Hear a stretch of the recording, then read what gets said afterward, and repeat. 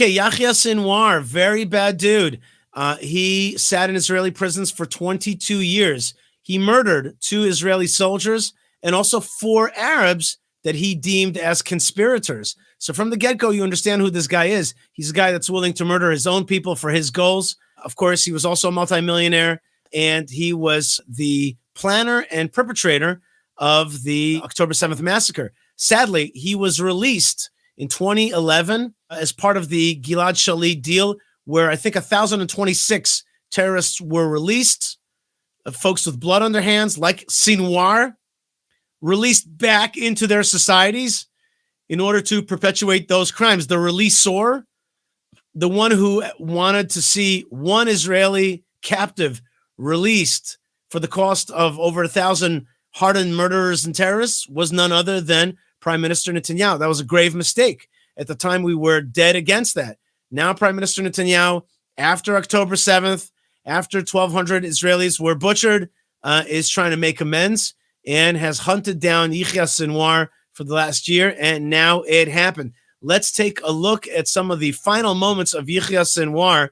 This first video is a drone, Israeli army drone, following him to his lair in a bombed-out apartment building. Take a look. The drone is coming in, and it gets to this place. It looks kind of, there's not much there, right? But there's an image there. There's somebody sitting on that couch. And the drone is looking around, and then it spots it clearly. And Israeli army has helped us identify this. Look right now, there's a man. There's a man sitting on that couch with his back partially to the wall. And he's identifying the drone. He's got a stick in his hand. I guess something that he was able to pick up because he was already at this point pretty messed up. And he identifies the drone, and he chucks a stick and misses the drone. And that's basically the final living moment that we have of him. Take a look at that identification leading to this, maybe moments beforehand. Okay, they see a terrorist in the window, and boom, a tank shell strikes at the building, and Yahya Sinwar is killed in that strike.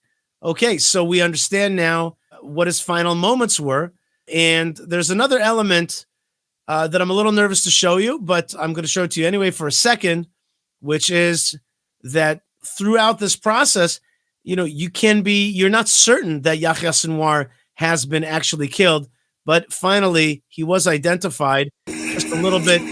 There he is, and they looked at his body very carefully, and they could see it, and his face remained intact and easy to identify.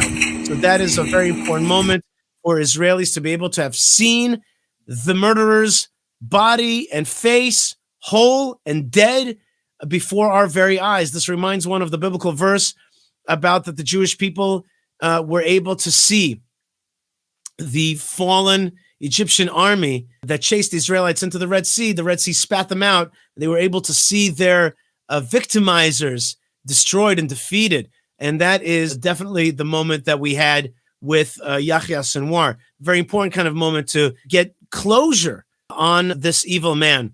Also, what's very interesting is that it was not some special unit that got him, but an everyday unit, an Israeli army unit fighting there. But everybody was able to sense that it wasn't like, some special intelligence unit or a commando unit or Air Force unit. It was a tank unit. It was just the most common of our soldiers was able to defeat the top of the bad guys. And that, of course, gives us a satisfaction of defeating our enemies. I don't mean that in some kind of cruel or macabre sense. What I mean is that Israel has been tortured by this man whose forces continue to hold on to our hostages. And here he is 1 year later, almost exactly 1 year later, defeated before us. And that is something that we thank God for.